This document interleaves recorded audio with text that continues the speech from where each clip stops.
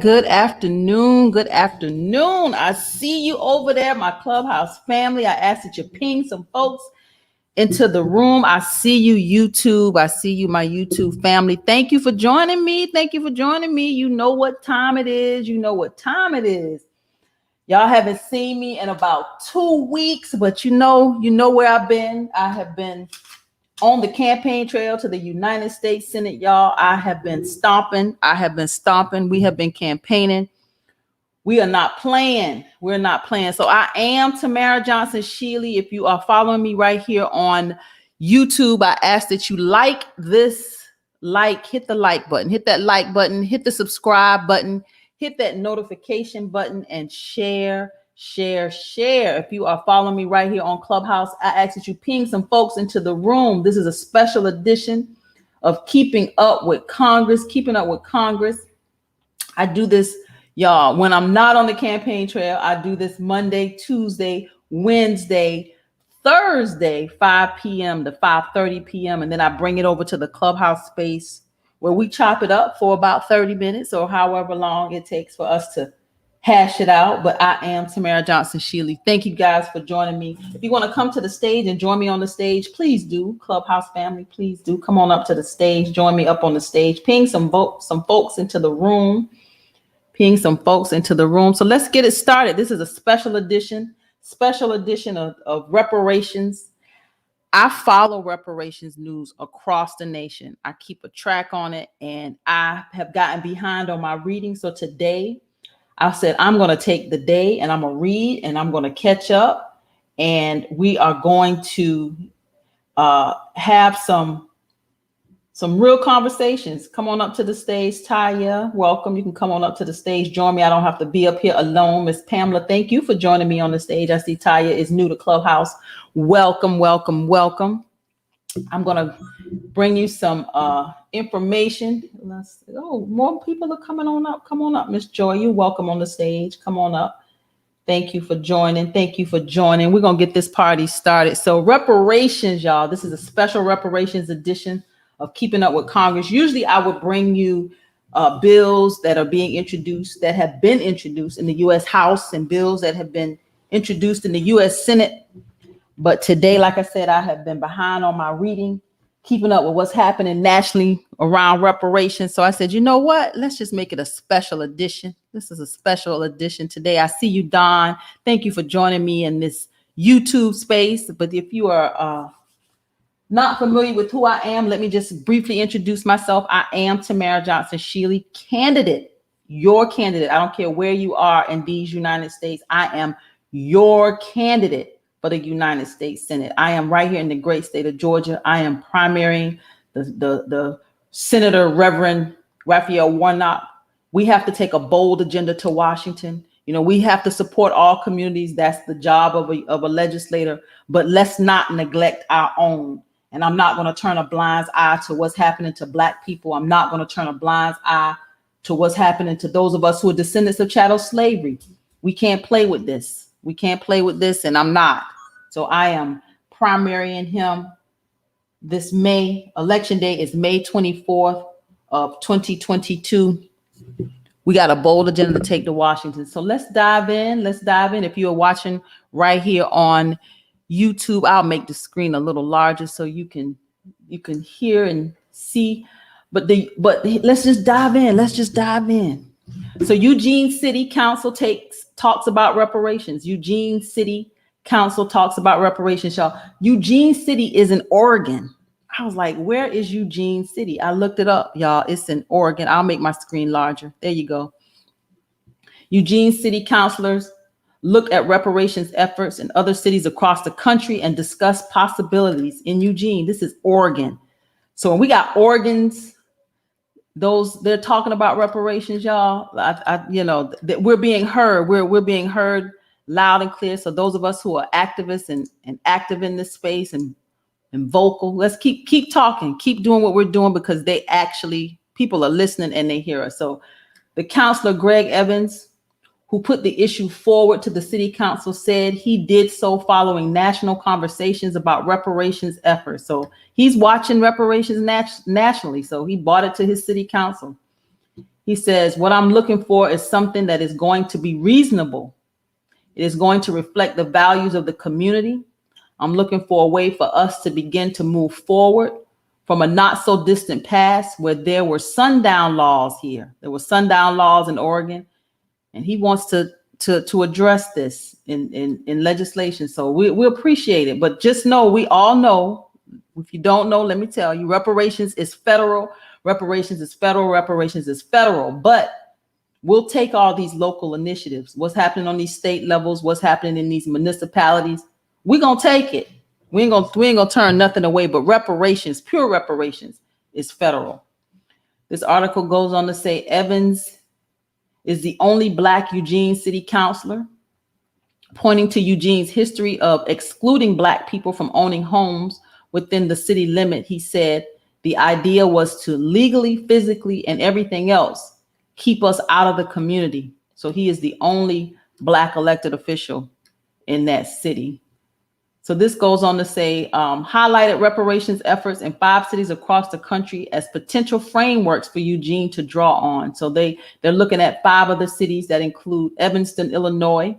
We all know Evanston, whose reparation efforts focus largely on housing, and Providence, Rhode Island, which is taking a 3-step approach to reparations on a statewide scale.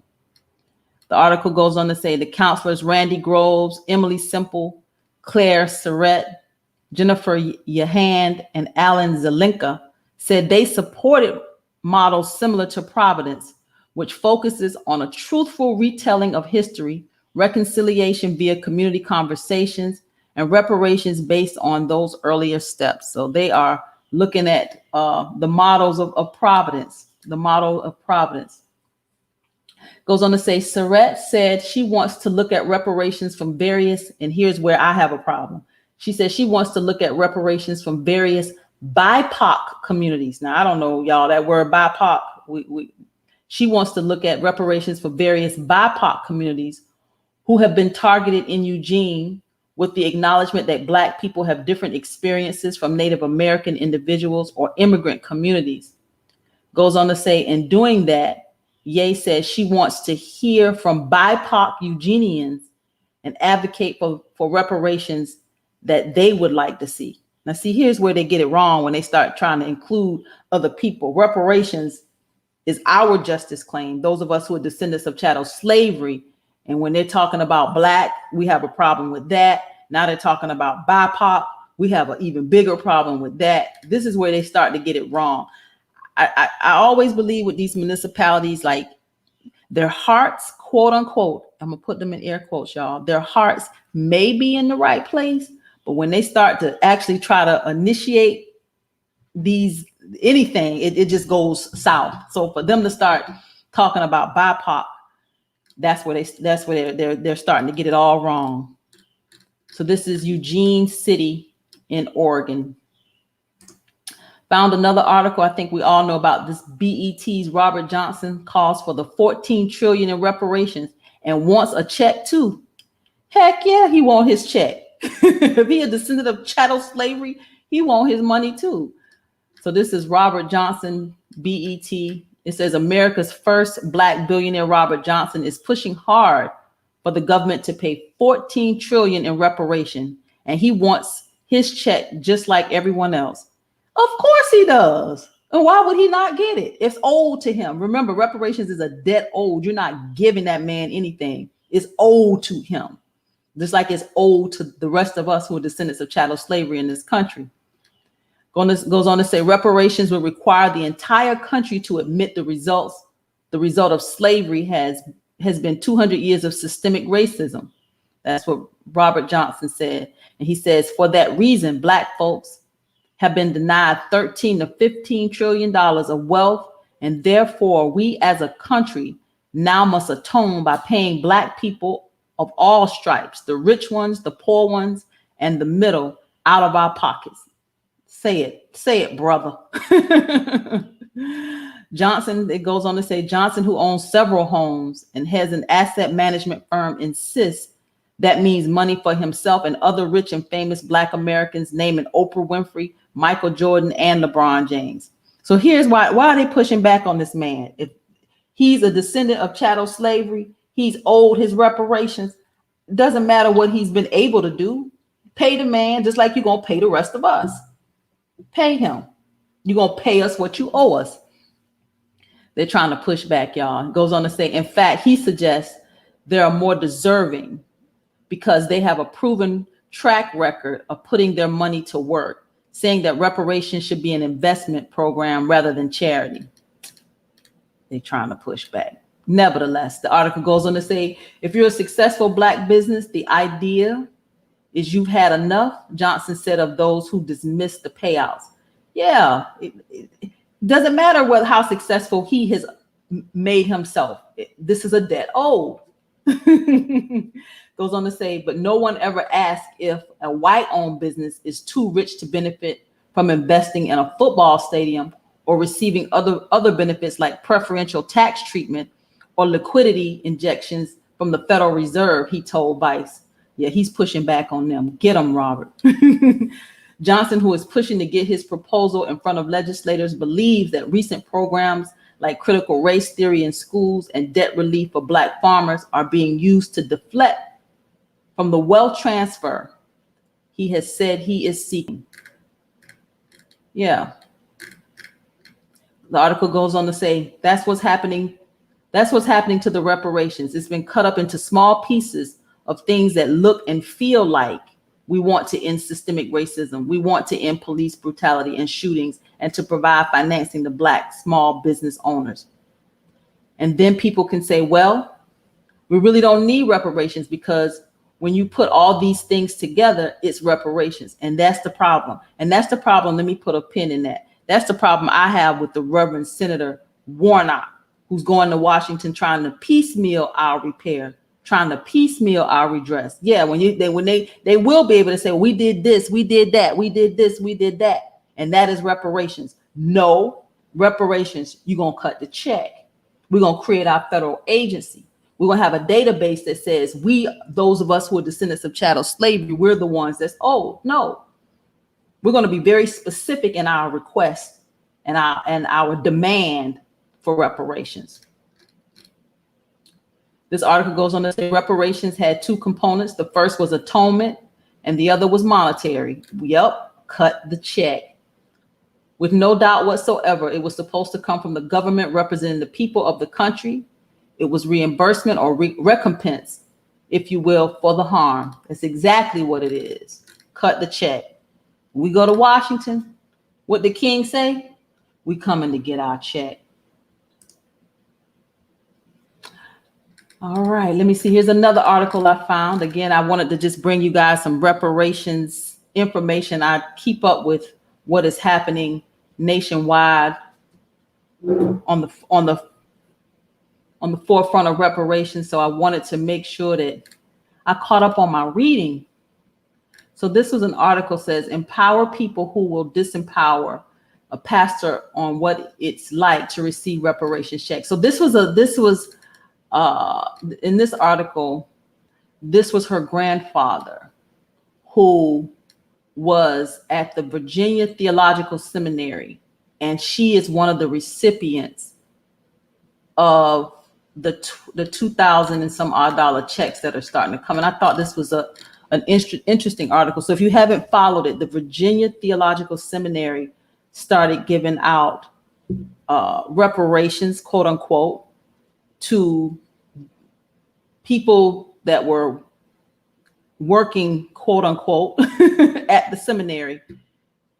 They really weren't, but let's read the article. So John Samuel Thomas worked on the grounds of the Virginia Theological Seminary during a time of segregation and Jim Crow. His granddaughter describes what it feels like to receive payment for the labor of her ancestor and to study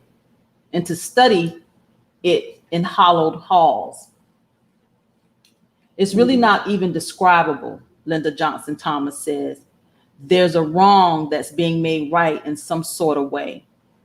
The Virginia Theological Seminary has recently started sending checks to the descendants of enslaved people and other African Americans who were forced to work for little or no pay on the campus over the last 2 centuries. says, according to Johnson Thomas, her grandfather was documented as a supervisor of the janitors at the seminary and later became a laborer at the Theological High School. While we know that there is no payment for the atrocity of enslaved African Americans, of the brutality that we experienced, there is no amount of money to pay for that. I am still very glad to see that Virginia Theological Seminary has put money where their mouth is. This is Johnson Thomas. When her grandfather was working on the campus, he wanted to become a Baptist minister, but he couldn't study at VTS as Blacks were not allowed to study on campus until 1951. So he took another route to become a minister in DC. The religious path is one that Johnson Thomas has also followed. She is the associate pastor of First Baptist Church of Glen Arden. In addition to the reparations check she received, she was also invited to do her doctoral studies on the campus. So they're trying to make amends for what should have happened for her grandfather that now she is benefiting from today. The article goes on to say, as for the $2,100 check she received, she says she is putting it away for future generations in her family to be able to enjoy the education their ancestors couldn't. So she's saving her $2,100 check. So that is admirable. She also says there's more she would like to see BTS do to right the wrong done to African Americans in the past. She says, when I look across the street from the seminary, my grandparents were on 2 acres of land. That's not the case today. Property was taken, as they called it, revitalization. But in essence, we lost a lot of property there, Johnson Thomas said. The VTS reparations program started in 2019 when the seminary announced that it had set aside an endowment of $1.7 million to fund annual payments to descendants of those who worked the grounds. For the last almost 2 years, the research has been going on, and we have found about 35 people who are what we would term shareholders, meaning they are direct descendants of a person who worked here between the years of 1823 and 1951, be it enslaved or free. It goes on to say a task force is continuing to search for more descendants. So my hat's off to Virginia Theological Seminary, because they are trying. Like I said, we're not turning nothing down. We'll take it. But we are real clear that reparations is federal. But let's not turn a dang on thing down. The next article is about Denver. Denver's mayor joins the national push for reparations. This is Denver, Colorado. The mayor joins a national push for reparations. Denver's mayor, Michael Hancock, is joining a group of leaders in major U.S. cities that support a plan to pay reparations to Black Americans for slavery. The group is called the Mayors Organized for Reparations and Equity. More. Y'all look that up. It's the Mayors Organized for Reparations and Equity. So it's a group of mayors that have gotten together, and they are specifically addressing quote unquote reparations in their cities. Now, I don't know what that's going to look like. So we're going to have to pay attention to all of them. We're going to have to pay attention. Hey, Shanita, come on up to the stage. We'll get this party started over here in Clubhouse. Yep, in just a few minutes, y'all. Give me just a few more minutes here on YouTube. Hey, Cash. All right. Come on over. All right. They coming in today, y'all. So the group is called the Mayors Organized for Reparations and Equity, MORE, and states their mission is to counteract historic and continued discrimination against Black Americans. According to MORE's website, Black Americans are still 5 times more likely to live in high poverty neighborhoods than white Americans. Therefore, MORE plans to address the issue by paying restitution to a small group of Black Americans in each of the cities represented by the organization's members. So this is where I want y'all to pay attention to this MORE, this Mayors Organized for Reparations, because it says here they plan to address the issue by paying restitution to a small group of Black Americans in each of the cities represented by the organization's members. That don't sound good to y'all, and it sure don't sound good to me. Pay attention to what these mayors are doing. That I just don't want them setting a precedent that, you know, when we get to Washington, we'll have pushback because of what they quote unquote call themselves doing. Goes on to say, Durham said reparations are not always direct monetary payments. And I don't know who he is, but I be damned. Reparations are not always direct monetary payments. It will be for us. Goes on to say there are discussions about having education reparations and funds being allocated for housing. Moore has not announced how the reparations program will be funded yet or how recipients will be selected. So we need to pay attention to that Moore group, y'all. This mayors organized for reparations and equity. We're going to have to keep our eyes on them. Asheville City, I found this article a bit problematic. It says more reparations. Asheville City Schools has its version of making amends. Asheville City Schools is looking to invest in its educators of color via reparations. There's another word. We went from BIPOC in one article. We got color in this one. We got black in the other ones. African Americans. I need them to specifically say descendants of chattel slavery. We need to just. This is where it gets diluted. Our efforts get diluted. It says Asheville City School is looking to invest in its educators of color via reparations. It says during a specially called Asheville City Board of Education meeting, this was back on June 29th, ACS and the Asheville City School Foundation signed a memorandum of understanding establishing a cohort of 10 Black staff members who will split $200,000 in scholarship funds to further education. So y'all, my page is not scrolling. I needed to scroll. There it goes. It says in November 2020, Asheville City Council approached the Asheville City School Foundation about roughly $500,000 in unclaimed settlement fund that the state deemed must go to a nonprofit organization, foundation, executive director. Executive Director Copeland Randolph told board members. Copeland began working with ACS Assistant Superintendent Mark Dickerson and Western Carolina University Educational Leadership Professor Darius Stanley to decide how to use the money. So they got some money, y'all, they was trying to figure out how to use them. So it's ultimately landing on dividing it between scholarships for ACS graduates and Black staff members.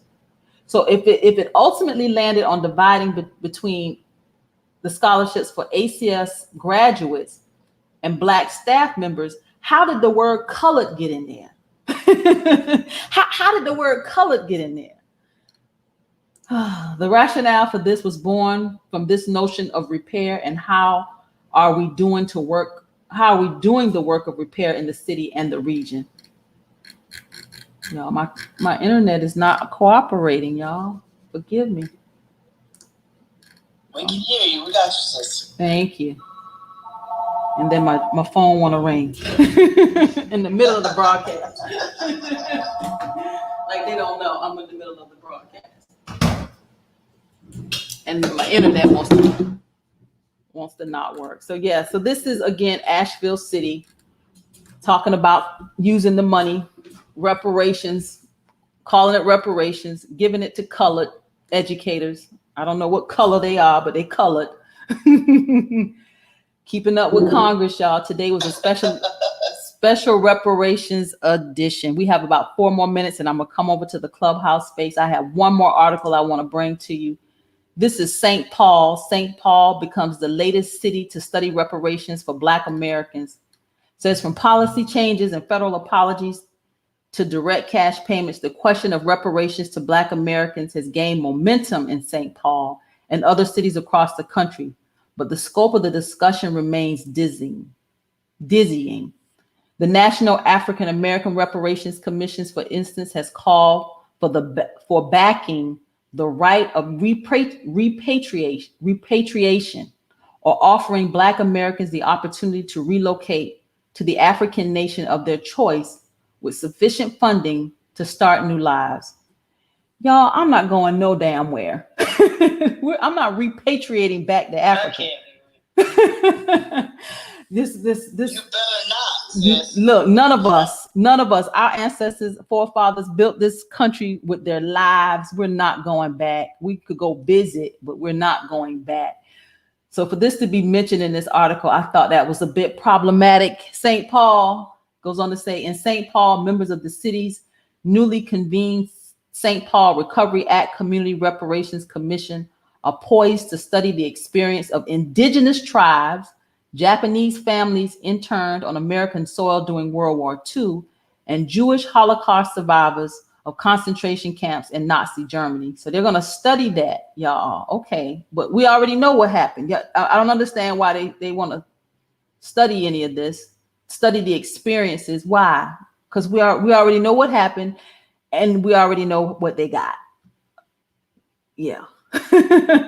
Goes on to say they're likely also to look at broader landmark rulings such as Brown versus Board of Education, the 1954 U.S. Supreme Court decision that ended legal segregation of public schools everywhere and found that separate race-based schooling was not equal. So they're going to study.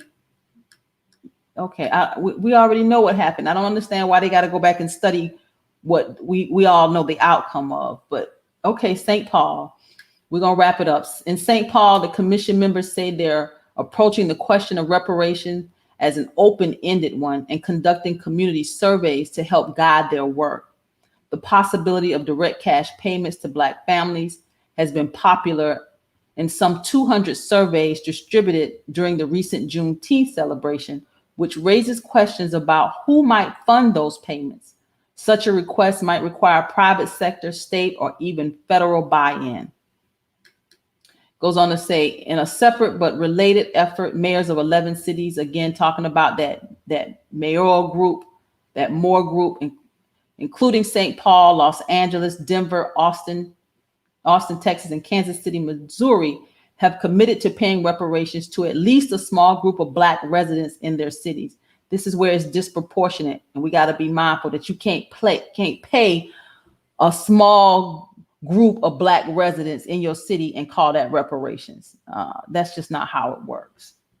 So we're gonna have to keep our eyes on what's going on in St. Paul, everybody, because I don't know where they're headed with this, but we want to make sure they get it right. So I am Tamara Johnson Shealy. I wanted to bring to you today, of course, like I say, this special reparations edition of Keeping Up with Congress. I'm going to come over to the clubhouse space and chop it up. I spent a week on the campaign trail, a whole week, y'all, out there stomping around South Georgia. I think I want to say I drove well over 2,000 miles. When I tell you, I came back and I was like exhausted. I was crazy exhausted. But I know this is how we win. If we stay on the ground, this is how we win. You know, this is our strength, is being able to get in these rural areas, get into these communities. We just have to stay on the ground. So I am Tamara Johnson Shealy. Y'all go to the website. I'm about to come over to Clubhouse, but go to the website. If you're watching me here on YouTube, go to the website, donate, be a part of this. We are about 10 months away from winning this race to the United States Senate. We have to get past this primary. And I think we can do it. I'm getting feedback, and I'm getting phone calls, and I'm hearing things that we are on to something. We are on to something. So let's continue this. We got some momentum. Let's continue to put fuel to our fire. We got to fund it. It's going to take resources. So I'm coming over there, Clubhouse, and we're going to chop it up. But let me exit here on YouTube, and I will see you guys tomorrow. Thank you for tuning in for Keeping Up with Congress. I am Tamara Johnson Shealy, your candidate for the United States Senate. I'm a progressive Democrat that believes that reparations will make America great. It is time that we bridge the divide in this country. Please go to the website. That's tamara4georgia.com. www.tamara4georgia.com. Please join me Monday, Tuesday, Wednesday, Thursday, 5 p.m. Eastern Standard Time, right here for Keeping Up with Congress.